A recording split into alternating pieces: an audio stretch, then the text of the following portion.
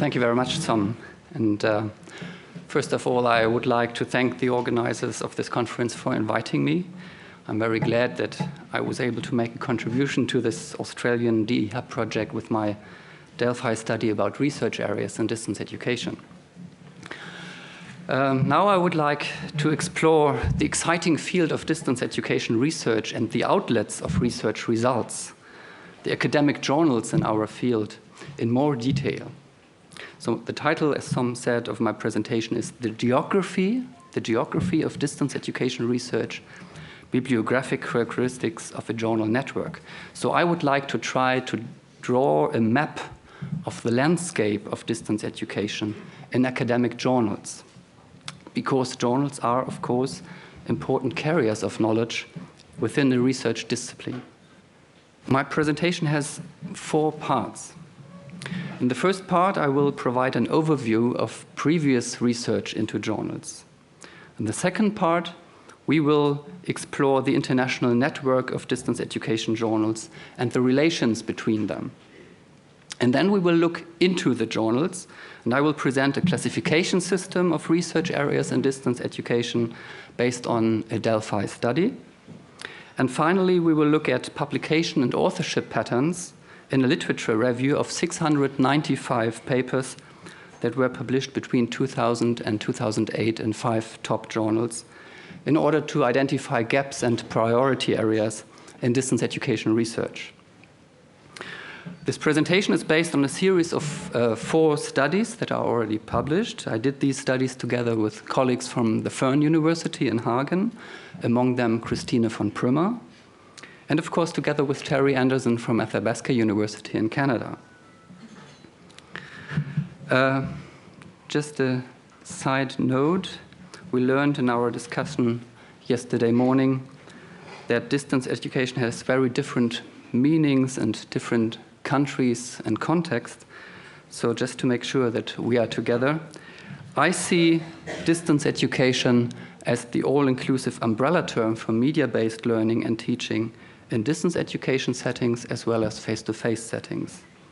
The educational technologies can be based on electronic media in online learning or mobile learning, or be paper-based in traditional distance education. And the combination of both distance learning and face-to-face learning is referred to as blended learning or flexible learning. So I don't see distance education and e-learning as 2 separate things, although also in Germany, 2 different communities have been established, one coming from distance education, traditional distance education providers, and another group of modern e-learning. But I don't think that e-learning is a threat to distance education. We should see it as a chance, we should see it positive. With e-learning, distance education moved into the mainstream, and those who have a background in distance education have an advantage. We do not have to reinvent the wheel. In science study, or scientometrics or bibliometrics as a method of science studies, there are 3 interrelated strands of research into journals. The first one deals with the process of academic review and publishing and editorial policies. This area is of least interest for my presentation. The second strand of research is concerned with the quality, perceived value, and impact of journals. And there are 2 general approaches to bibliometric journal assessment. The first one is based on so-called perception data, experts' ratings and their perceptions of style or content, readership, prestige, or other qualitative assessments. This approach has been subject to critique.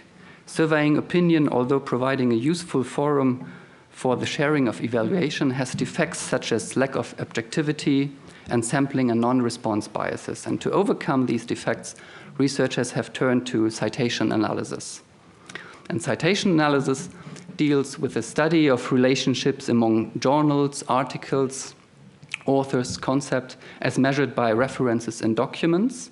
And citation analysis is one research tool in studying the sociology and the structure of science, including topics such as the existence and changes in disciplinary and subdisciplinary boundaries, growth or decline of paradigms, patterns of communication within and across research fields, institutions and authors, status differences in methods, research topics and researchers, and identification of research topics.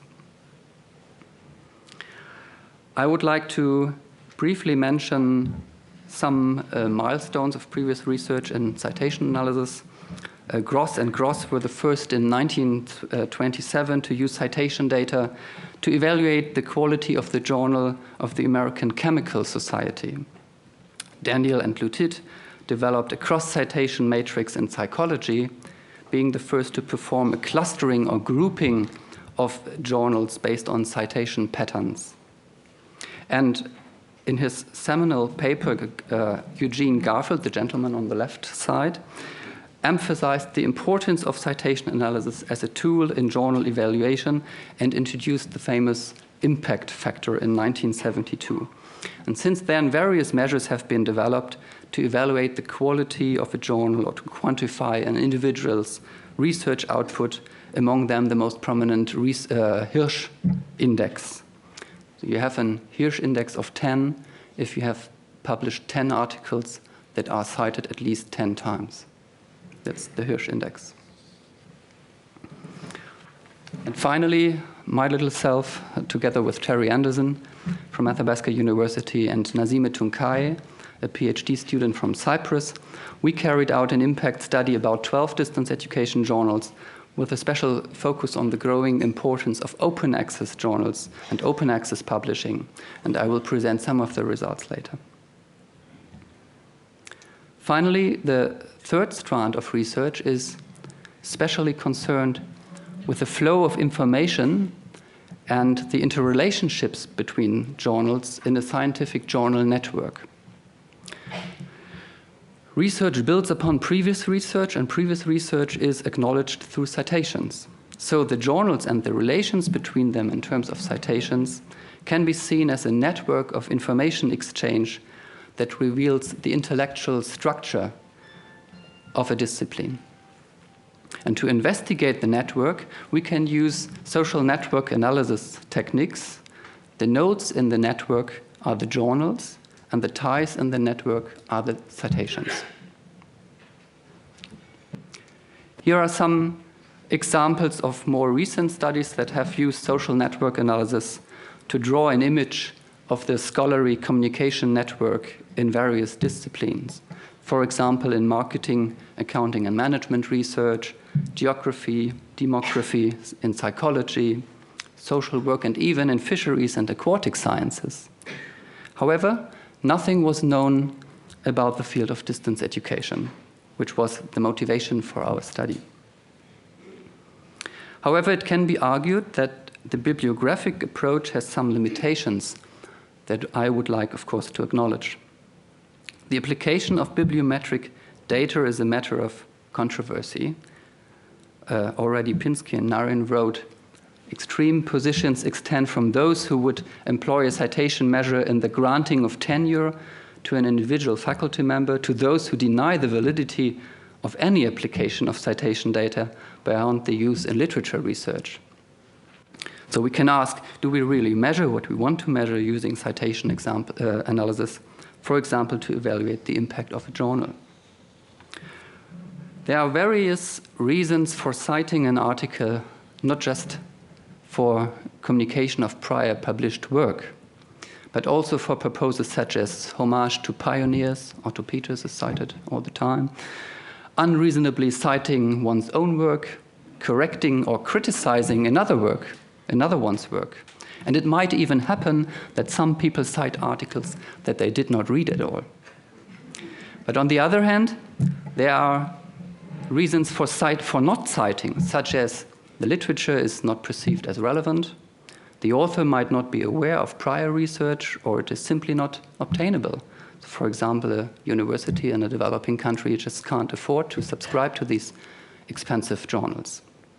But anyway, I think that citation data provides a good objective measure describing the relationships between journals and the flow of information flow of information in a research discipline. Okay, let me start to analyze the international network of distance education journals by covering the following questions. What are the major journals in the field and how can they be grouped? How do the journals relate to each other in terms of giving and receiving citations? And what are the most central and prestigious journals? We selected 12 journals for our study. Between 2003 and 2008, a total number of 1,416 full papers were published in these journals. The highest number of papers was published in the Turkish online journal of distance education, 255 journals in this 6-year time period. And the lowest number in the American Journal of Distance Education and in the Canadian Journal of Distance Education, showing that the latter seem to be much more selective. I acknowledge a bias towards English language journals, for example, the French journal Distance et Savoir, or the Spanish journal Revista de Educación a Distancia, or the Distance Education in China journal are not included in our study. This is the journal citation network in a 12 by 12 matrix. In the rows, you see the citing journals, and in the columns, you see the cited journals. They generated a total number of 3,446 citations, which yields a mean citation rate across all journals for the 144 entries in this table of 22. This we term the overall tie density.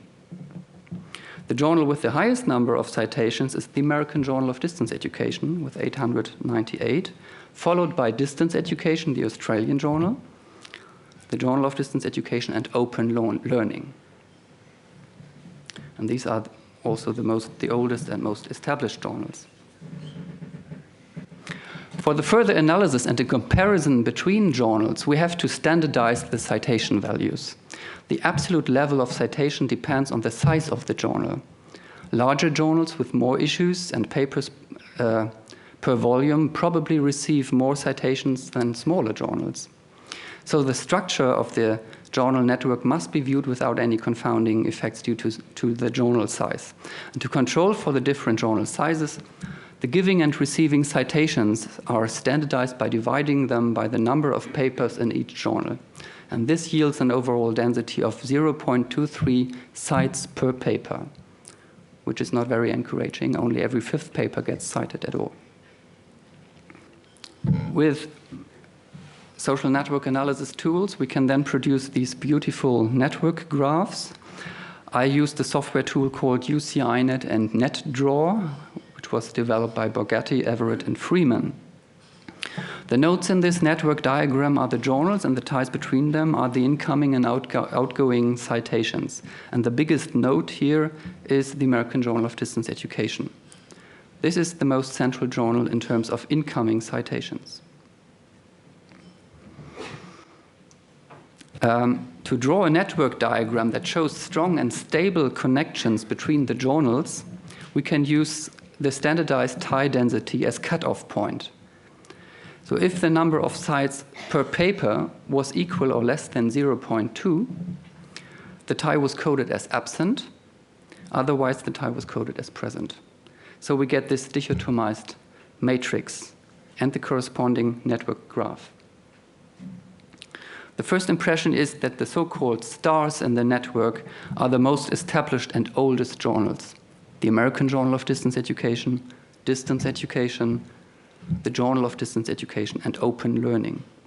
They receive the highest number of citations above the average.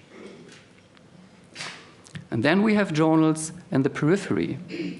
These journals are much younger, with a mean time of publication of about 12 years. And interestingly, 4 of the 5 are open access journals.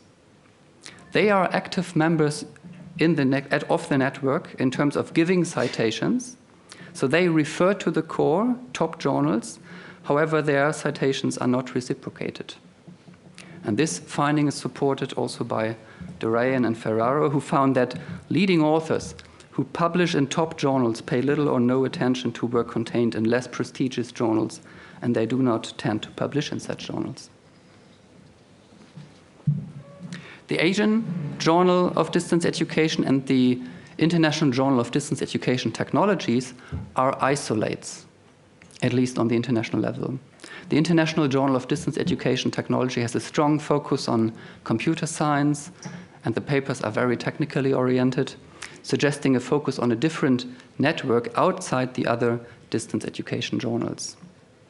Note also that there is no link between the two European journals, Eurodal and Open Learning.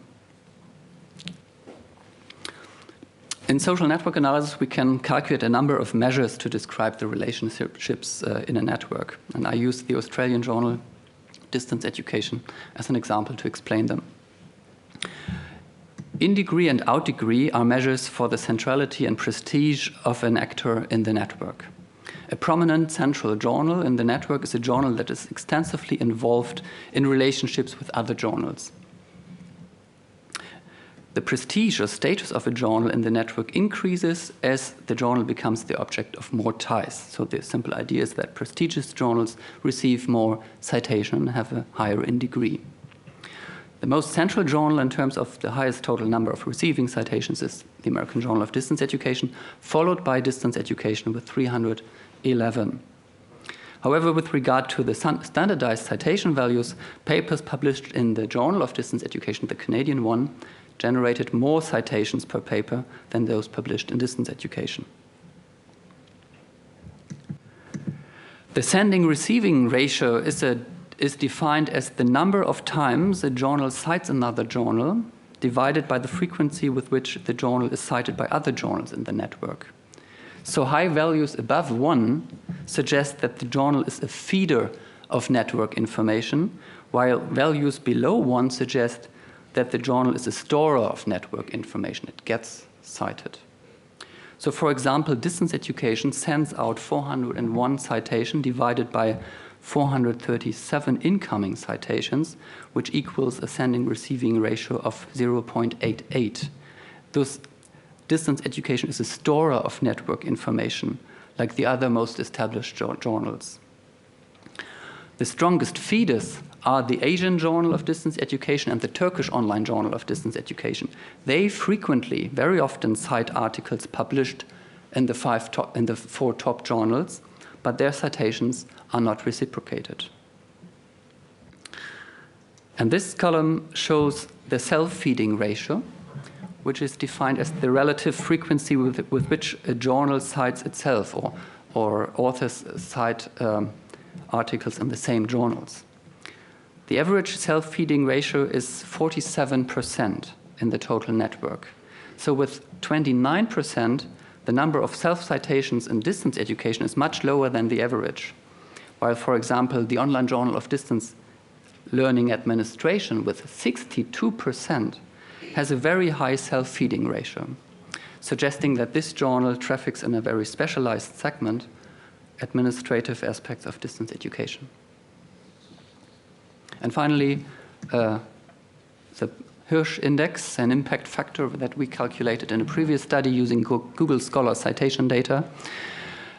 Distance education has the highest Hirsch index as an impact factor, 22, meaning that in these 6 years, 22 papers were published in distance education that were cited at least 22 times. Congratulations, some. But remember, the average number of cites per paper within the network of the 12 journals is only 0.2. So every 5th article gets cited once, which is not very encouraging. Then we can use so-called multi-dimensional scaling to draw a map of this journal network. Multi-dimensional scaling, MDS, is a set of data analysis techniques that display the structure of distance-like data as a geometrical picture. So for example, this matrix here contains the distances between 10 American cities. And an MDS of these data gives this picture a map of the relative locations of the 10 cities in the United States. Cities that are similar, have short distances between them, are represented by points that are close together, and cities that are dissimilar have large distances by points that are far apart. So you know what comes now? The same we can do with our cross-citation matrix, which reveals the following map of distance education journals. The two-dimensional map shows the relative locations of the 12 journals, revealing a clear core periphery structure of the journal network, with the American Journal of Distance Education in the center. This is the center. And the European Journal Eurodal, the Indian International Journal of Distance Education Technology, the Indian Journal of Open Learning, and the Asian Journal of Distance Education, with the highest distances from the core in the periphery. I think this is beautiful. Just for the sake of beauty. Okay.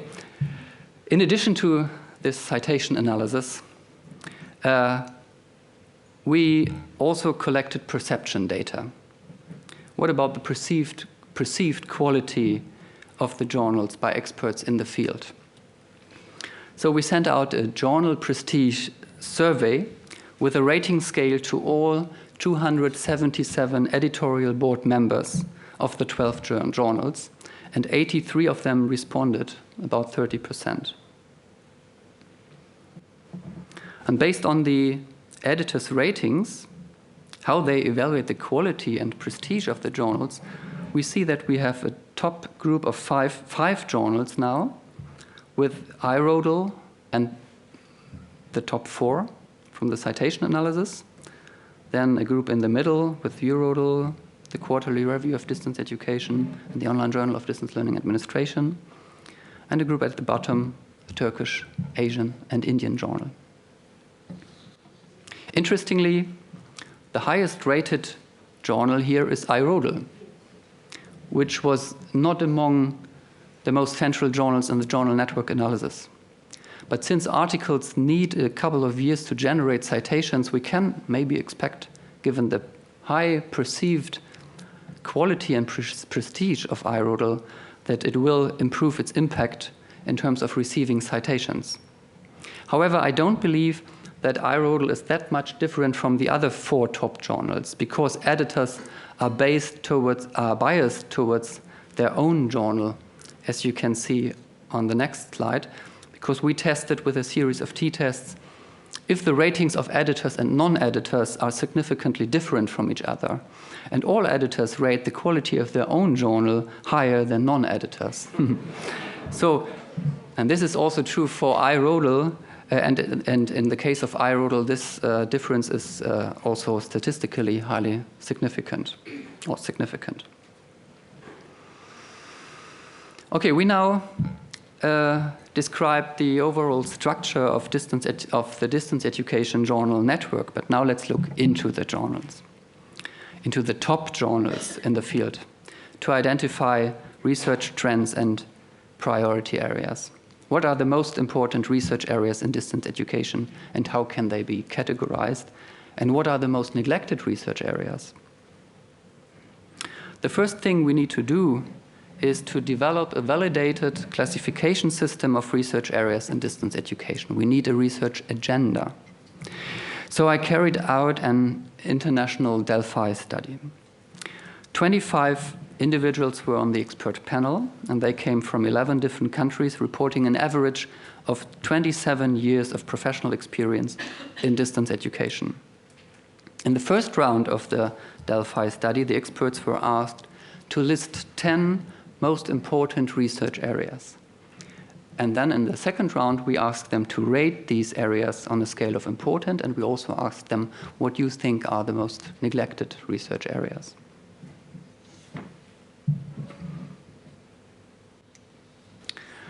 Three major lines of research, or broad meta levels of distance education research, were derived from the experts' responses in the Delphi study. We have a macro level, distance education systems and theories, which is the global system level with 5 research areas. Then we have a meso level, the level of educational management, organization and technology. This is the institutional level. And a micro level, which is the level of the individual learner, teaching and learning in distance education.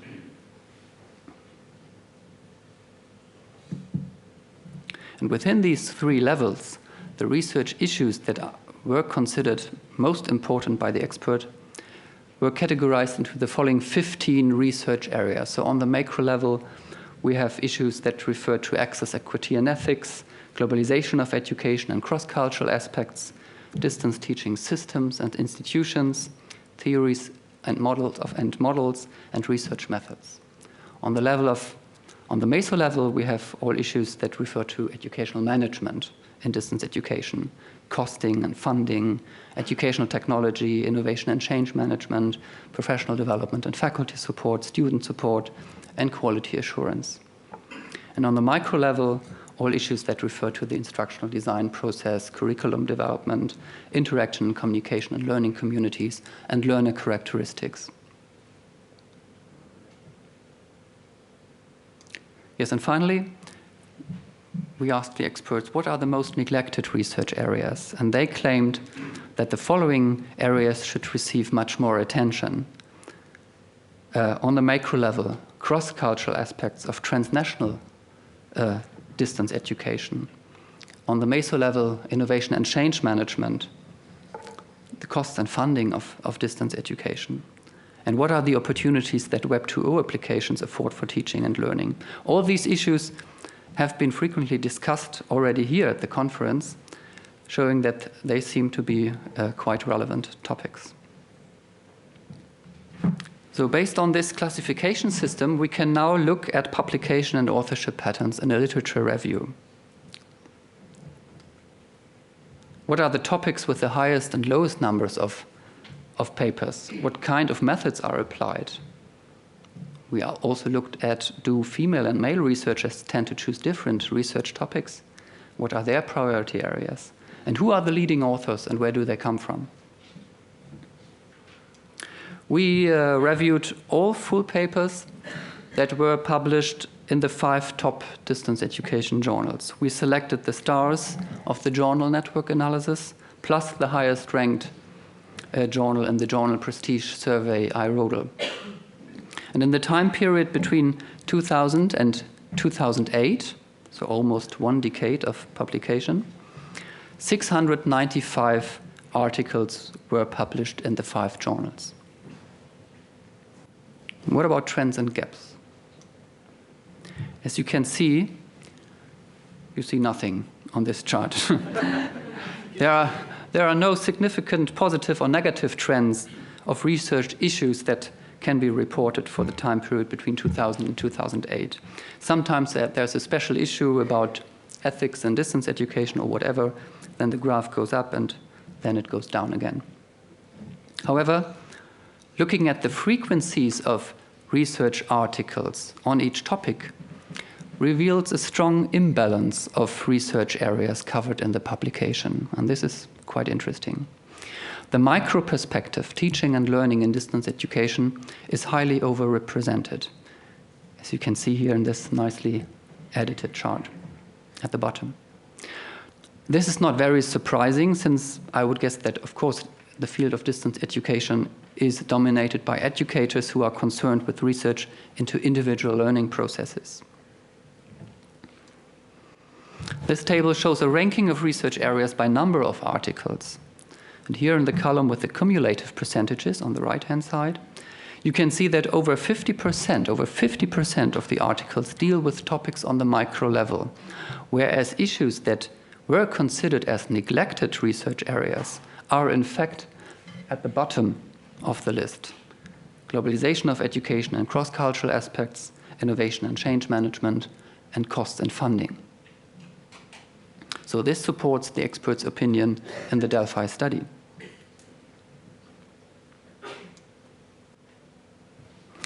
This diagram shows the percentages within gender in relationship to research areas. And for this diagram, only 302 single author papers were taken into consideration. There is a highly significant association between research areas and gender, and I'm very sorry that I have to confirm some stereotypes now. Male researchers often deal with topics stereotypically associated with them, management and technology.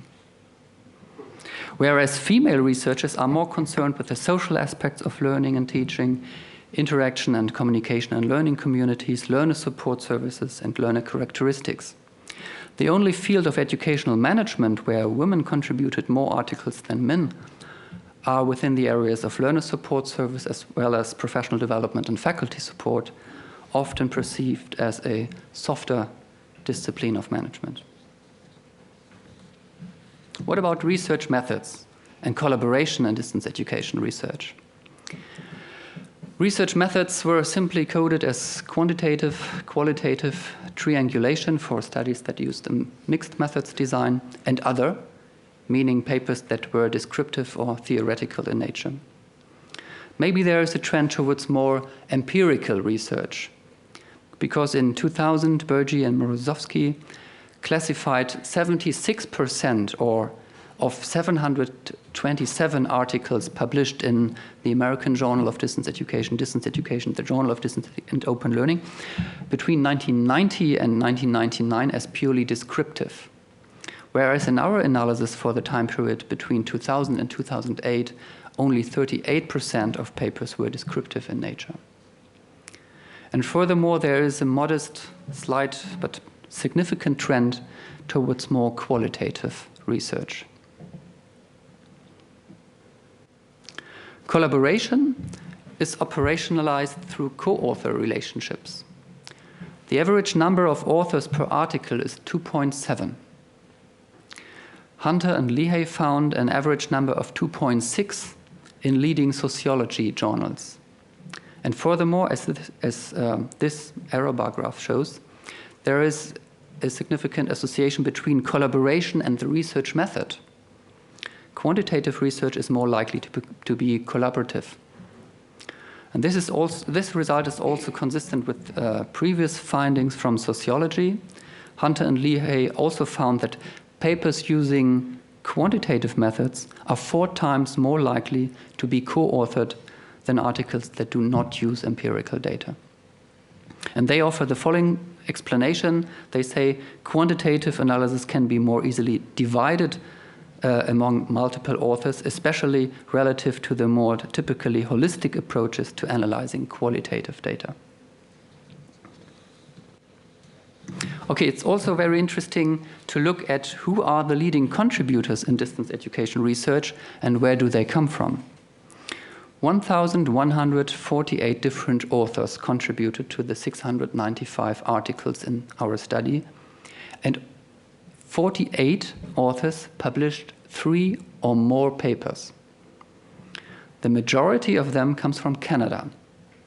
Canada seems to be the center of distance education research. Where are the Canadians? Congratulations. But they are followed by the USA, UK, and also Australia. This is a list of the leading authors, 48 who published at least 3 papers in the 5 top journals between 2000 and 2008.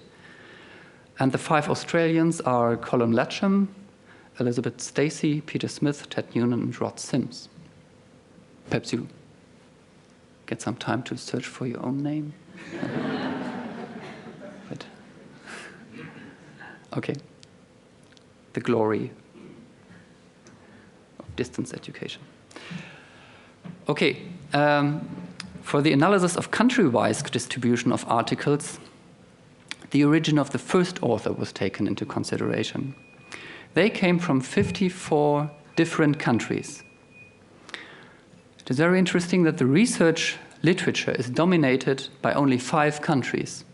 The vast majority, over 80%, comes from the USA, from Canada, from the UK, Australia, and China.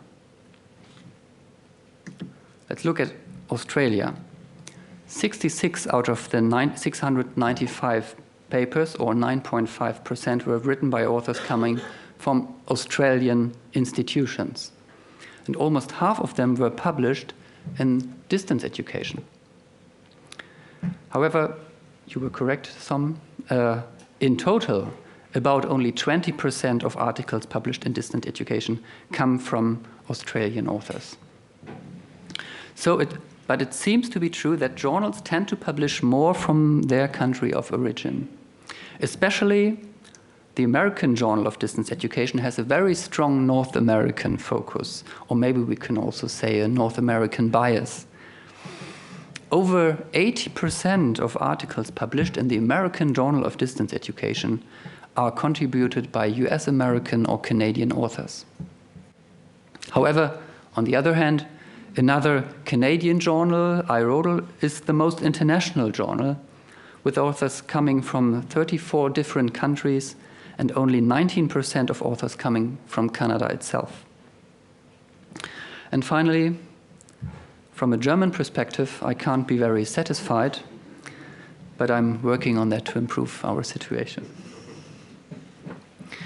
Okay, now we are at the end of our journey through the landscape of distance education research journals. Research questions should be posed within a theoretical framework, of course, and embedded in a holistic structure of research areas within a discipline. And I hope my work is a good contribution towards such a map of distance education, which helps to organize the body of knowledge in our field. And I'm glad to see that the Distance Education Hub project draws upon this structure to plan future research activities. There is, as I said, a strong imbalance of the three major lines of research. Current research is clearly dominated by studies on the micro level, teaching and learning in distance education, whereas major gaps were found on the macro and meso level, especially on the institutional level of educational management. The development of mainstream e-learning puts a pressing need on educational institutions for innovation and change.